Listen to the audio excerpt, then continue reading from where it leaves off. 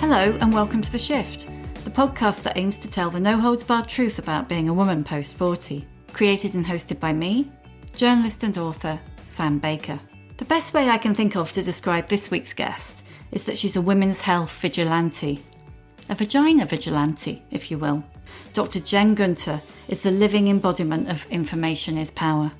And she's made it her life's mission to give you the information you need to make life better for you and for your vagina.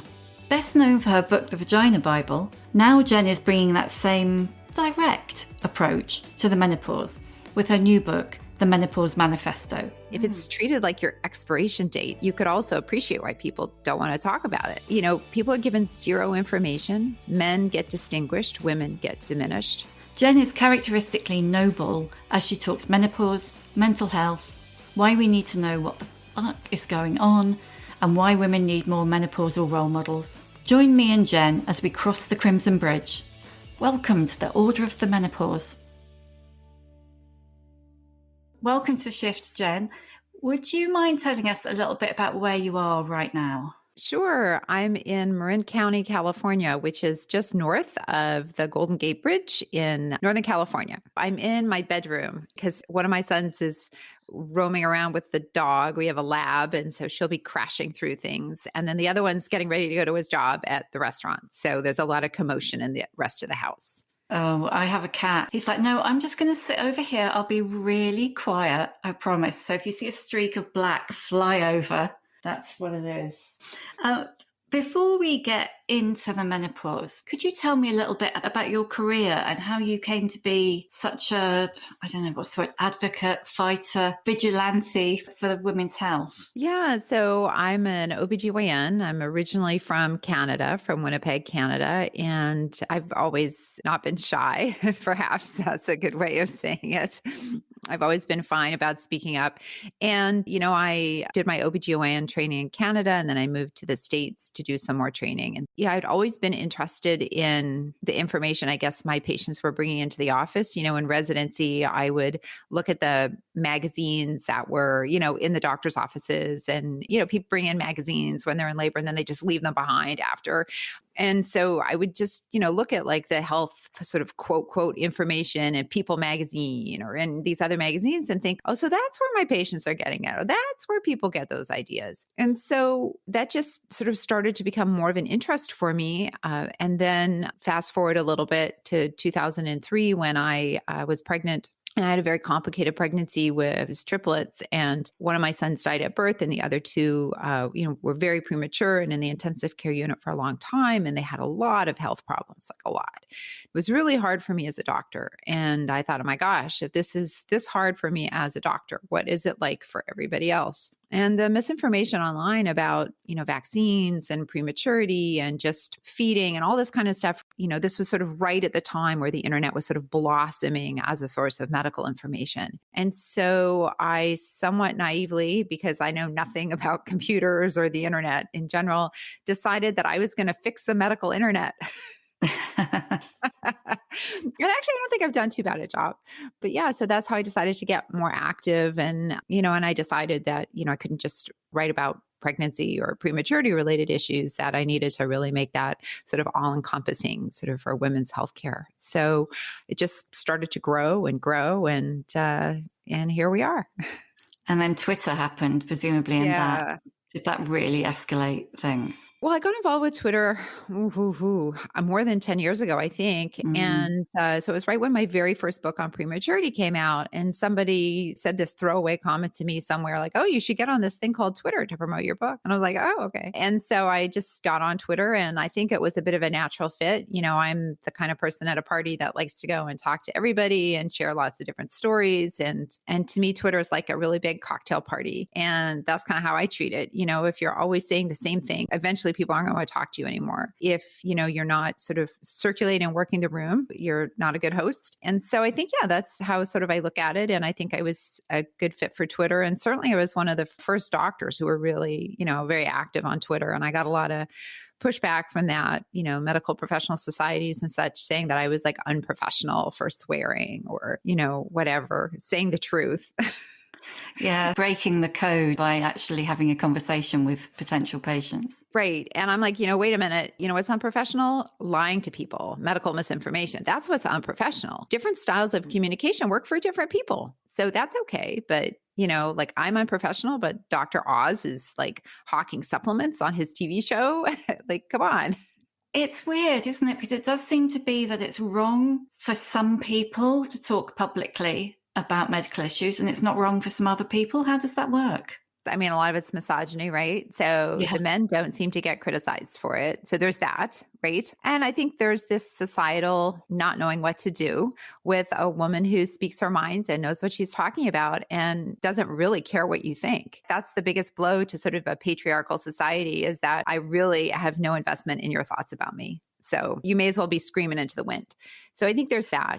It's these sort of patriarchal things that have been, with us since the beginning of, most cultures, that, the position of power should not be held by a woman. I think that it was the idea that maybe I was one of the first who was really vocal on social media, that I was doing it in a way that worked for me. And, if people were listening, that's wonderful. Obviously, there's lots of different ways to speak to people. And I think the diversity of voices that we have is really important, because my message isn't going to work for everybody. I mean, no one's is, right? So you have to meet people where they are. And that's sort of not how medicine has been for a long time. No, it kind of removes the all-seeing, all-knowing power, doesn't it, from the doctor on the other side of the desk. They're the person with the power and the knowledge, and you're the patient, and you have to go and it be bestowed on you. And what you're doing is taking that away. Yeah. And I think a lot of physicians don't really realize the power differential, because you've been in medicine your whole life, right? So you don't really know what it's like to sit across on the other side of the table and not have that information. Right. So, there are still times even now where, even though I've been doing this communication for a long time, my partner will say, well, you talk like that, like as if everybody would know that word. And I don't know what it is. And I'm like, oh, right. So many times we just don't appreciate it. I'm sure just like if a pilot was talking about flying, they wouldn't appreciate that I have no idea what they're talking about. Right. But I've heard some of those words. So I think I can sort of fill in the blanks, but I can't because I'm not a pilot. And so I think we have this problem with not teaching medical communication or teaching communication with the public to doctors, because I do think many doctors don't want to be like that. But if they've never been taught how to sort of have those kinds of communications, then how would they know?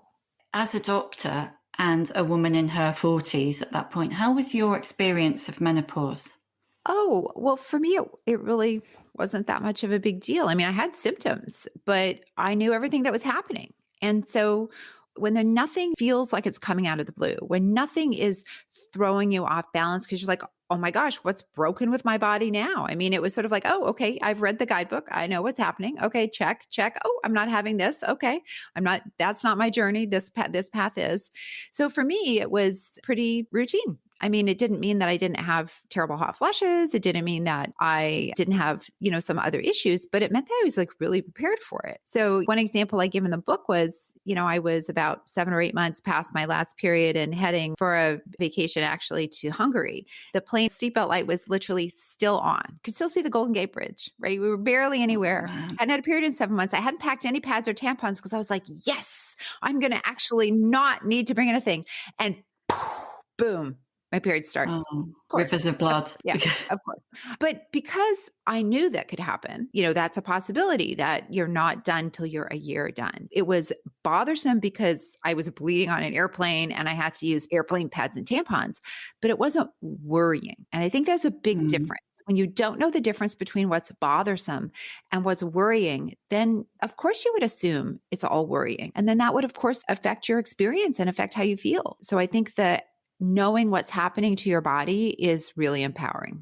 Pretty much 100 women that I spoke to about their experience of menopause, that was the thing that came through time and time again, was they didn't know what to expect because it's all hot flushes and, the sitcom character of the hot, angry, slightly fat, middle-aged woman. There's no discussion in particular about mental health symptoms. A lot of people's mothers don't speak to them about it, haven't spoken to them about gynecological at all. And then even their friends don't want to talk about it because the culture around the menopause is like, I'm not listening, don't talk to me about it. I don't want to know. And so that kind of conspiracy of silence just makes the whole thing hideous. Yeah, I mean, there's this real culture of silence around menopause. It's so pervasive. To me, it's like menopause doesn't even rate the shame that we give the vulva and vagina. It's amazing that there's just this absence of public discourse. But if it's treated like a pre-death, right? If it's treated like your expiration date, you could also appreciate why people don't want to talk about it. People are given zero information. Men get distinguished, women get diminished. Yeah. And if your options on television shows or, popular culture where we get a lot of our ideas from, if, your options are sort of a dotty older aunt or, a vindictive matriarch, or you're given so few characters to choose from, as opposed to, men as they age have this wealth and breadth of different characters to choose from to imagine themselves in those positions. So yeah, I mean, that was one of the things I really wanted to do with this book, was to say, this is what's happening with your body. There is a culture of silence that makes women feel alone. And that's why feminism is such an important part of tackling menopause. It shouldn't be feminist though, should it? To want to know how your body works and have a bit of agency over it. No, I gave a TED Talk last year about periods. And, that was one of my lines. It shouldn't be an act of feminism to know how your body works, but it is. And that's not going to change for a while, unfortunately. But the louder we get and the more we talk about it and the more we demand a seat at the table, that's how things change. It's interesting you say that, because I feel strongly that we have to talk about it to normalize it. But I have had people say to me, oh no, you're reducing women you're reducing them to their biology. You wouldn't ask a man about that. So why do you want to know if, I don't know, Michelle Obama's had her menopause or Kamala Harris had her menopause? Well, I do want to know, actually, because they're powerful, influential women in their 50s. And that's empowering to other women in their 50s to know that they've sat in meetings having a hot flush or whatever, you want to call it. Yeah. I mean, the assumption is that every adult you meet has gone through puberty, right? Yes. That's the assumption, right? It's been that universal. Every single person has gone through puberty. If you make a little crack about, growing pains or acne during puberty or whatever, and you're in a room of 20 people, probably 10 will nod their heads, right? Like there'll be this kind of unspoken community, like everybody gets it. So you don't have to talk about it. And so that's the point we need to get through with menopause, right? Where everybody knows about it. So everybody gets it. So then we don't have to have this sort of public declaration about it, but we're not there yet. So yeah, I mean, obviously people shouldn't have to share personal information if they don't want to, but that's why I felt it was really important for me to share, what was happening for me in the book. So people would say, oh, look, I mean, you can talk about these things. It's not a big deal. But, when it's viewed as an expiration date, when you're viewed as incompetent by your age, of course you have to talk about it to counteract it. If society wasn't judging women by it, then maybe we wouldn't have to have so many conversations about it. You just said incompetent. And I think that's a real thing, isn't it? That women's competence is really linked to their hormones in, the way that language is used about us. Like you said, menopause is seen as a little death, but it's also seen as, oh, she's got brain fog, or just leave her over there. She's fine. She's probably left her phone in the fridge. And it's all about dismissal, isn't it? Well, I think everything about the experience of being a woman is dismissal. And it's just at different points in your ovarian function cycle that different parts are weaponized against you, right? So when you're younger, you're hormonal. If you're upset about something, you're clearly on your period, right? Or you're premenstrual. Or if you have sex before marriage, you're a slut. If you are pregnant, you're forgetful. If you're not pregnant, you're barren. So the experience of being a woman is to always be on the edge of a knife, right? You're to this, to that, to this, to that. And, menopause, the way we treat women in menopause is just simply, I think, an extension of that. But because society values youth, and because by extension, society values young reproductive age women, right? So, the sort of the fertile ideal, if you will, because those are the standards. When you're not that standard, then there's just so much more to weaponize against you. There's this really weird thing, isn't it, where even if whether you aren't a mother by choice or circumstance, or if you've never judged yourself at all by that standard, or even if you are a mother and you've never judged yourself by that standard, you kind of reach a point where all of a sudden you become very aware your biological usefulness, if you like, is being taken away. And that would never have crossed my mind until I became perimenopausal. It literally is society's expiration date. That's how you're treated. And so basically we are summing up, we're commodifying women as being basically walking uteruses, boobs, and ovaries, right? If you're not in servitude to your uterus anymore, then what value are you, right? You're not a broodmare for society anymore.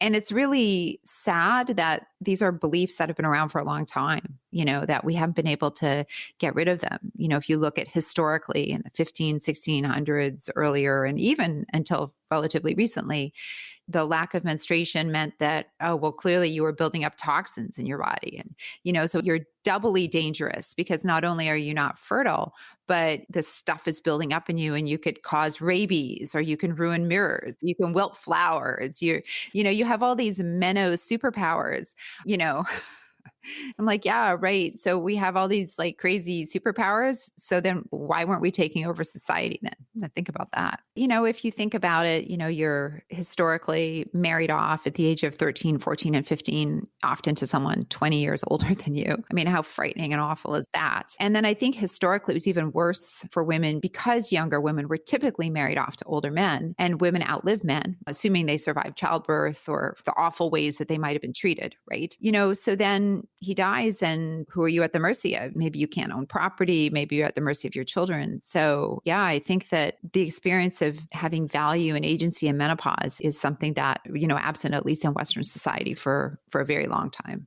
It does feel like it's quite a Western thing, isn't it? The devaluing of older women. In many other societies, older women have a value, like as a grandmother or a wise woman or a... Well, I think that, I'm certainly not an expert in that, but a lot of it seems to be that it's just value of aging in general. Like if you look at traditional Chinese medicine, men had problems with aging just as women did. They just didn't sort of have a specific term for menopause. It was sort of considered, any changes that happen were just part of aging. And, so I think societies that are more accepting of aging in general are probably overall less derogatory. And certainly there is some data that suggests that in countries where they don't have sort of pejorative terms like menopause, which is in my mind pejorative, and they use more terms like, the passing or the change of life, which is actually how it used to be called, that women tend to be bothered less by symptoms. And obviously that doesn't mean that just changing a name changes how you feel. But if the whole culture in which you've been brought up, if your whole lifetime of experiences leads you to believe that when you start having hot flushes, you have no value to society anymore. Well, obviously when you start having those hot flushes, they're probably going to be more bothersome, I would think, just, intuitively, than if it's like, oh, this is just a thing that happens. And you're like, oh, it's the thing that happens. It's happening now. Okay. Attitude affects a lot of symptoms. They can make us more bothered. It doesn't mean that these things are in our head, but that our brain chemistry changes our experience, and our experiences can be magnified. Or, if you have an experience, if you have a hot flush and you go to a doctor and you're treated nicely as opposed to you're treated poorly, you're also probably going to have less of a negative experience about it, right? Yeah, I mean, one of the things that came up a lot for a lot of the women I spoke to was the experience they had with doctors. So if a patient gets to you, you're an OBGYN specialist, so they know that they're going to an expert already. But for us, the first port of call is a GP, so a general practitioner, clues in the name. And a lot of people, in fact, nearly everybody I spoke to had kind of almost hit a wall at that point, had to go away and go back with information from somewhere else, or they'd been told, oh, you've got to have a test. And if the test says that you're not in perimenopause, then we don't care whether you're having hot flushes, brain fog, whatever. The test said no. Have you got any idea why doctors are so bad at menopause?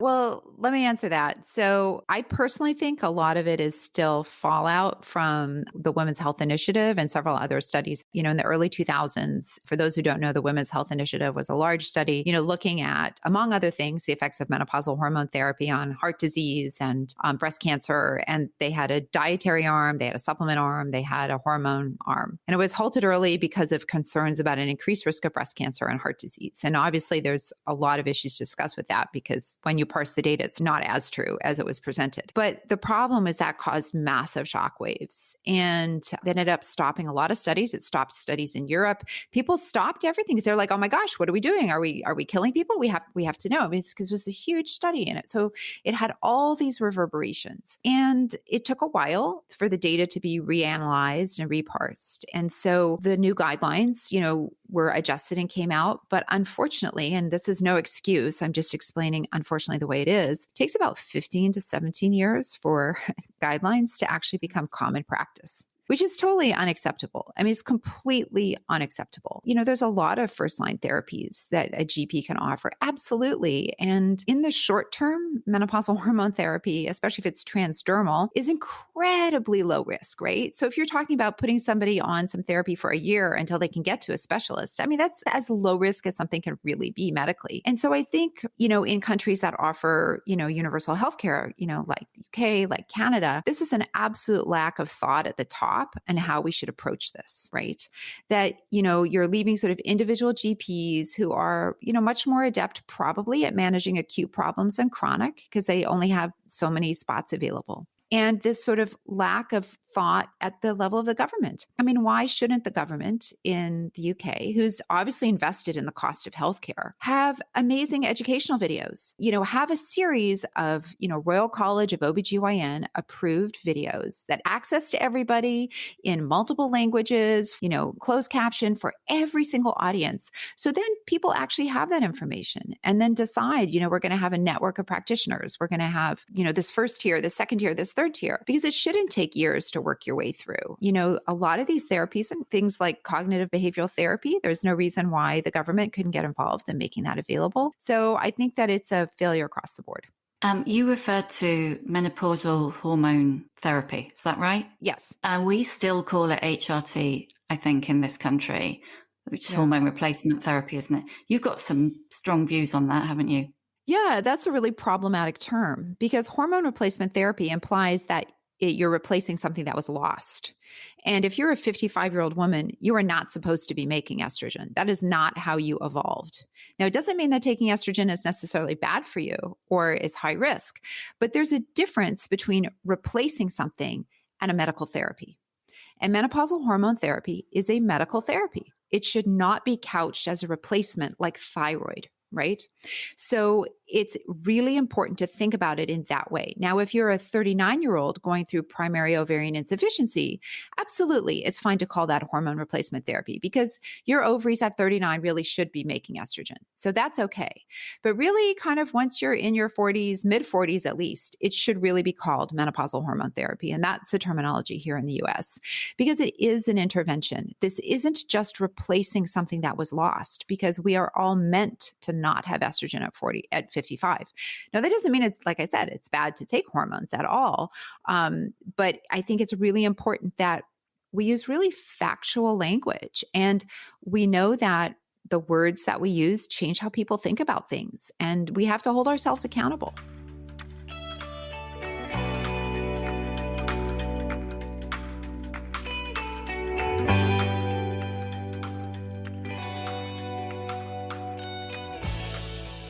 Can I ask, do you use MHT? Yeah, I do. I'm on transdermal estrogen and an oral progesterone. And Is transdermal a patch? Yeah, patch. Yeah, exactly. Because transdermal, so the patch or the vaginal ring or the gels and lotions that are FDA approved and whatever the equivalent is in the UK are the safest way to take it. And that's because it doesn't affect your risk of clotting. If you take menopausal hormone therapy by mouth, there is an increased risk of clots, and that it's small, but it's definite. And so you want to take the lowest risk if you can, and especially long term. And so, yeah, I take it primarily because I have a very high family history of osteoporosis.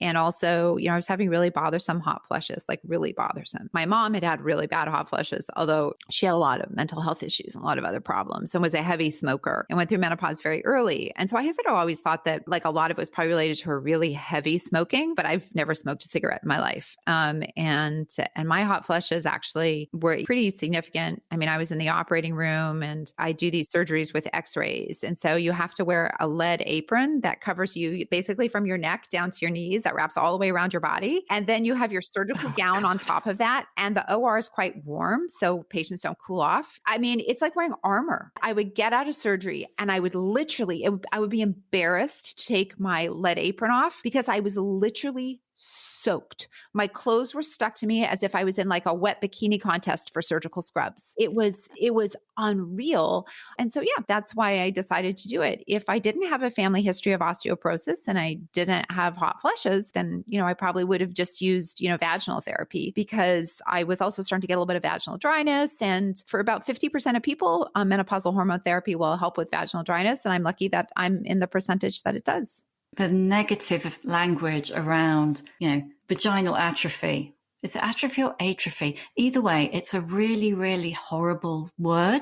In my book, so many women said to me, "Oh, I loved your book, but I didn't read that chapter because I just don't want to know about it. I'm just going to try and be in this bubble and it won't happen." I mean, I don't know. How do we get away from the shame around that?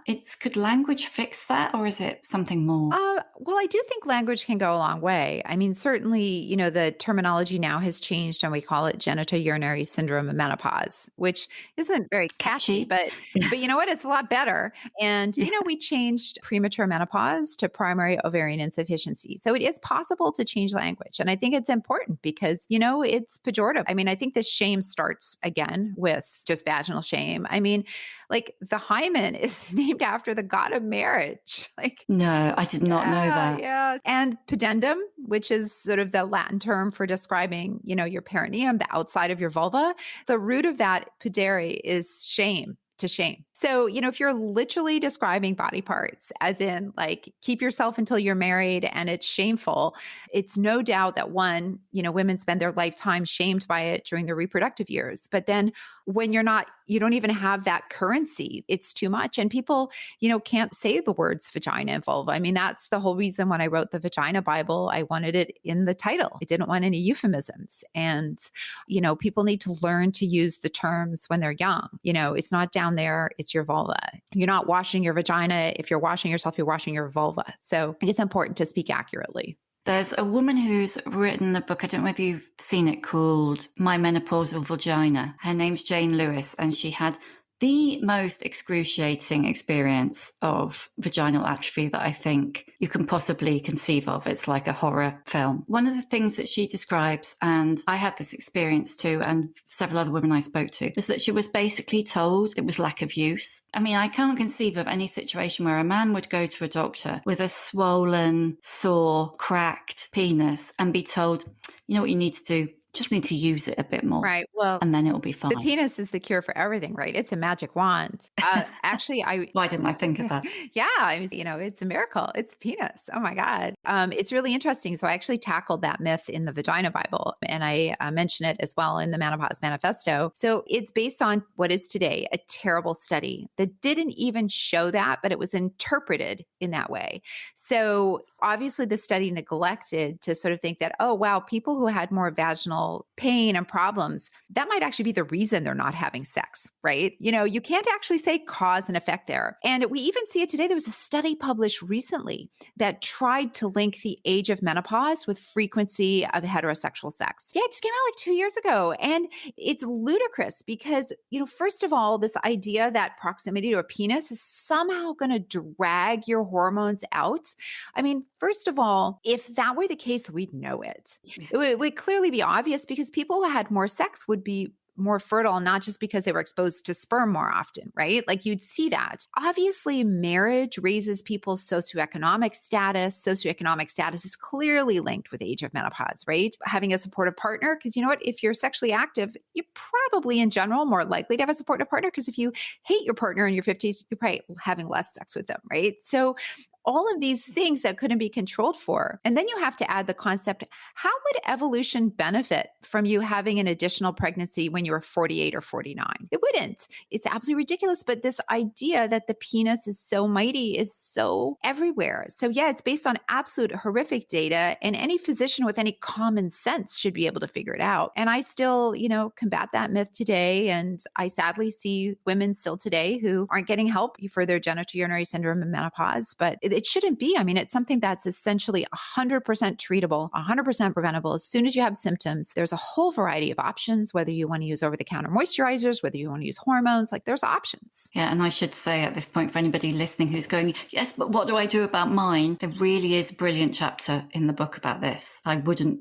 say that if there wasn't. It really is very useful. And the other chapter that I personally found very useful was the menstrual mayhem chapter. I was absolutely plagued. I mean, I'm over the other side now, but I was absolutely plagued with heavy bleeding and polyps and fibroids and adenomyosis, and had several surgical procedures. But if I'd ever seen it written down like that, just straight in black and white, it would have been life-changing. And there are so many books on menopause. A lot of them don't say anything. They don't tell you anything. They don't give you any information. Yeah, I mean, I hear that all the time, like I'm a subspecialist. So by the time people come to see me, they've not only had problems, but they've had problems that their general practitioner couldn't fix, that their OBGYN couldn't help. And so I have the ability to kind of, in many ways, look backwards and see, okay, where did the problem start? And I don't necessarily mean the medical problem. Where did the communication problem start? What information, if provided earlier, could have changed the trajectory of where we are today? So I approach each chapter in the book the way I talk to my patients in the office. I always backtrack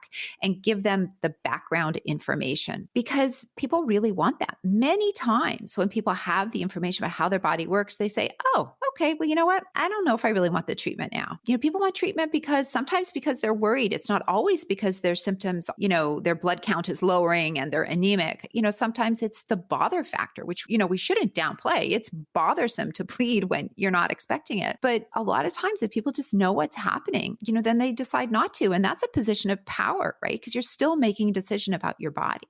My whole sort of medical online education life has sort of surrounded by the thesis that most of medicine isn't very hard. Most of it's not complicated at all. There's a lot of it. And I believe that almost all of it can be presented in a way that the general public can understand. And if they just understood it, it would just be easier for everybody. Well, it seems to me the kind of burgeoning market in sticking the word meno in front of a product and tripling the price. Mm-hmm. Now, I know that the laws are a bit different in the States with what you can sell, what supplements you can sell and versus here. But even so, you go into any chemist or health food shop and the meno XXX is stacked high. I mean, you're pretty good at debunking snake oil. How do you feel about that?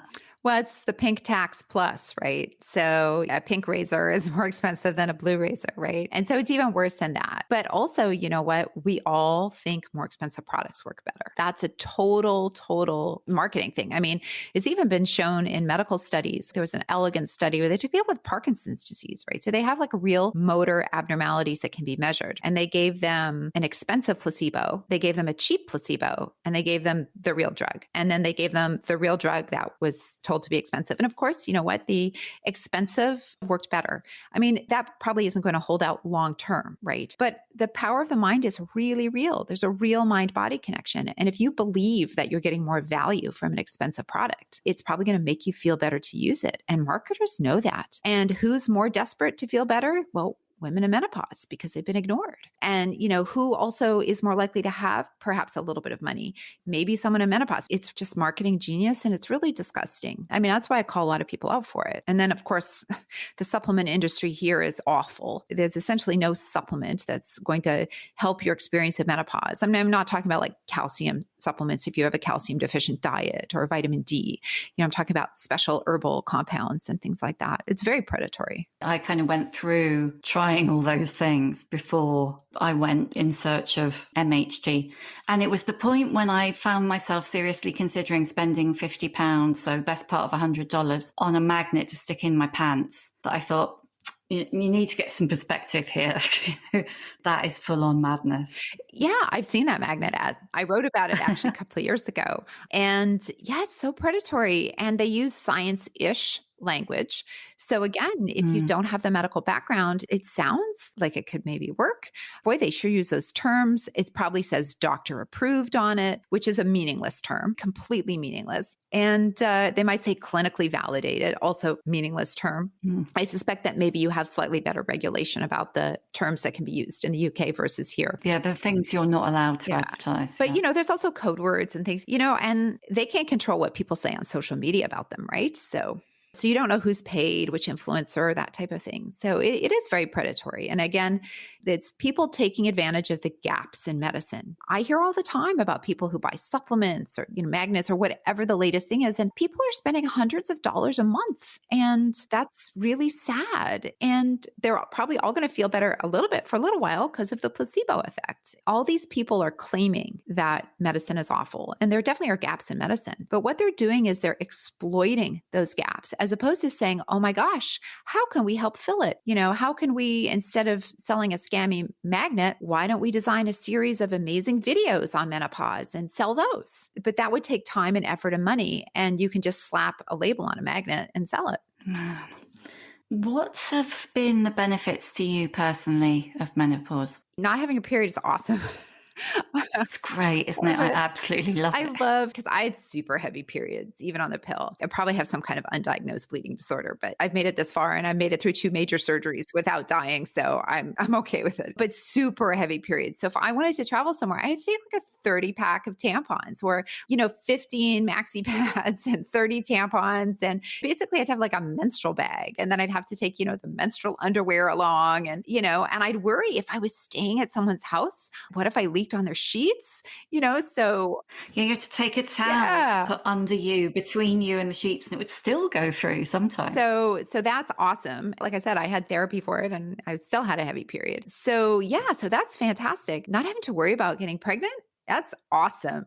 And not having to take any birth control for it. So for people who partner, with men, it's amazing to be like, we can have sex anytime and not have to worry about it. So those are really nice. And, I think that for me, when I wrote this book and really learning about how menopausal women drove evolution, how they contributed to society, how they were incredibly vital and hardworking post reproduction, made me really think, God damn it, I am as productive now as I was earlier. And, now I even care less what people think. And I didn't really care much before. So it's pretty liberating, actually. I met the love of my life when I was menopausal. I don't think that had anything to do with it. But, this idea that your life is over when your periods stop. I got my first gig writing for the New York Times when I was menopausal. I wrote my first New York Times bestseller when I was menopausal. So your life isn't over. What a patriarchal society has to say about your worth is meaningless. It's absolutely meaningless. I feel like that's the message that we really need to get to younger women as well, because the more younger women can see older women doing incredible things in their late 40s, 50s and way beyond that, the less afraid they're going to be of hitting that moment when, right, we've still got half our lives to live, exactly, effectively, or nearly. It's not an end. You're crossing the Crimson Bridge. I've never heard that before. Is that yours? Is that No. trademark, Jen Gunter? I wish someone left it on a comment on a post I'd written, and I wish I could remember who said it. And I actually think we should have meno-parties. I really do. I mean, I know we talked about not putting meno in front of things, but I think when it's celebration, I think that's fine. And I think wouldn't that be awesome? Just like we celebrate puberty, in different cultures, you get confirmed or you go through your bar or bat mitzvah, you have a quinceanera. There's all kinds of, so many different cultures and societies have sort of celebration of child to adult. We should have a celebration. And that's something that men don't get to have. Oh my God, they won't let that happen. Right. We should get a party. We should invite everybody over and have a dress and, be like, or whatever you want to wear. And it's I'm 1 year past my last period. It's time for my meno-party. It's just we should make it something to celebrate, something to look forward to.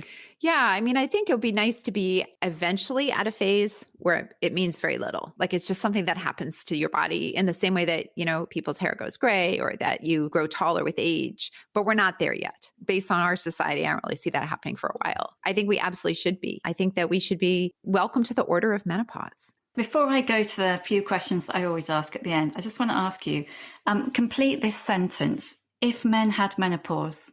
Oh, it would be a time of increased value for sure. Brilliant. Thank you. What's your emotional age? Oh, I am always and forever 20. In my head, I'm 20. I've always been 20. Why 20? Oh, it's a great year. It was my first year of medical school. I learned so much. I met so many new friends, went out and partied a lot. I studied a lot. I squeezed everything out of life. Everything was just squeezed dry. The knowledge, the fun, the camaraderie, So yeah, I'm just like 20 in my head always. Would you want to go back to 20? Well, yes and no. Yes, because wouldn't it be cool to redo some of that with some of the knowledge that you have? But, if I went back to 20, then I wouldn't have my kids. And I wouldn't have the man who I love so much. I wouldn't have all the amazing friends that I've met since then. So you can't really go back. I'm sure there were bad times too, but you romanticize the good. So going back means giving up what you have. And I don't want to give up what I have. Instead of going back to my 20s, I'm trying to bring the essence of my 20s to my now. That sounds good. Could you recommend a book that's been important to you or that you keep going back to or just that you really enjoyed? Oh, well, I mean, my favorite book of all time, which I read over and over again because I love it so much, which has nothing to do with menopause, is Watership Down. It's fine. Really? Oh my gosh, it's my favorite book. I love that book so much. I love it. It has so many important lessons for today about fascist regimes and climate change. And I mean, it's a bit light on the female characters in the book. So there's that. But, it's a lovely tale. What advice would you give younger women? Don't listen to men. Brilliant. Full stop. No men. Just don't listen to men. Yeah. I'm just nodding a lot here. Who is your old bird role model?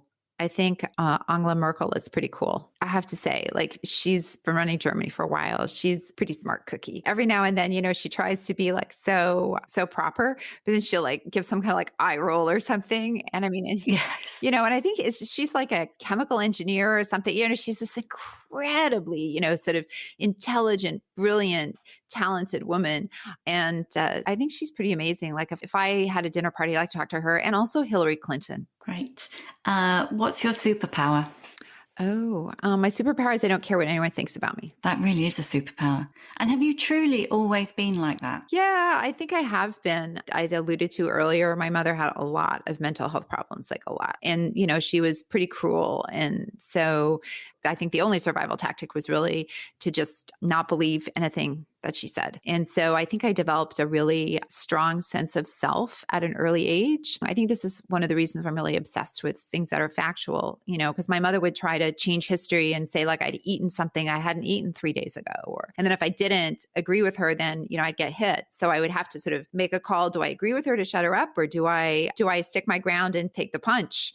And most of the time I just stood my ground because, it was really important for me to you're not going to get inside my head and change what I thought. So I think it comes from that. That's a really big decision to have to make at quite a young age, isn't it? Yeah. I mean, that's the best that I can come up with. Yeah. I mean, to me, everything that she was doing was so wow, this can't be normal. This can't be normal to be like this. I've seen other families. This isn't how it works. And so, your decision is to sort of not be part of that or to be part of it. Those are really your only choices. And, just decided I had to look after myself. My dad and my brother got swept up in it. And, whatever she said, they got into it and there was no escape from it. It just went on and on and on. It wasn't you could say one thing and that would placate her. It would just lead to the next thing and the next thing. So I had sort of seen that and I'm okay, well, I'm not going to do that. So there's just this other option. So yeah, I think that's where it comes from. And I think that's an important thing to talk about. A lot of people don't talk about their horrible childhoods and things that happen. And then when it happens to somebody else, they think they're the only one. And I wish when I was growing up that I had really known that I wasn't, that there are sadly a lot of people who had mothers kind of like mine. And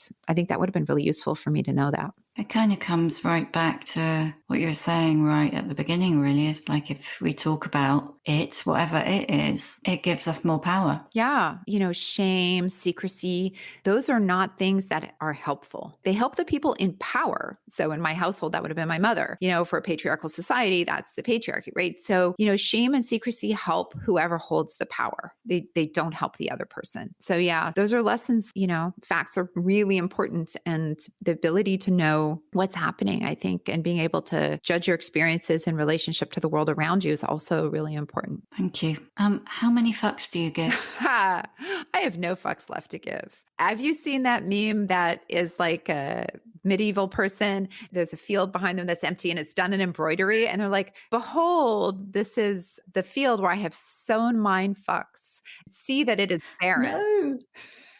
No. I haven't, but I'm going to go and look it up. It's really funny. In a minute. I keep meaning to pay someone on Etsy to make that into an embroidery thing that I can put on the wall. I just love it. This is the field where I sowed my fucks. It's empty. So many people say they don't have any fucks left to give. And then they start backtracking and going, oh yeah, but maybe that one fuck that I left over there on the shelf and maybe that one over there. But I believe you. Yeah, I'm not a big fan of looking back. I'm sort of more a fan of, okay, well, what can I change going forward? I think that's important. Thank you. That was fantastic. Oh, my pleasure. My pleasure. This was so much fun. This was fun. Thank you for listening. You can hear a new episode of The Shift each Tuesday on Acast, Apple Podcasts, Spotify, or wherever you get your podcasts. If you like what you hear, please do rate, review, and follow, because it really does help other people find us. And if you'd like to know more about my own experience of shifting, my book, The Shift, How I Lost and Found Myself After 40, and You Can Too, is out now in paperback. See you next time.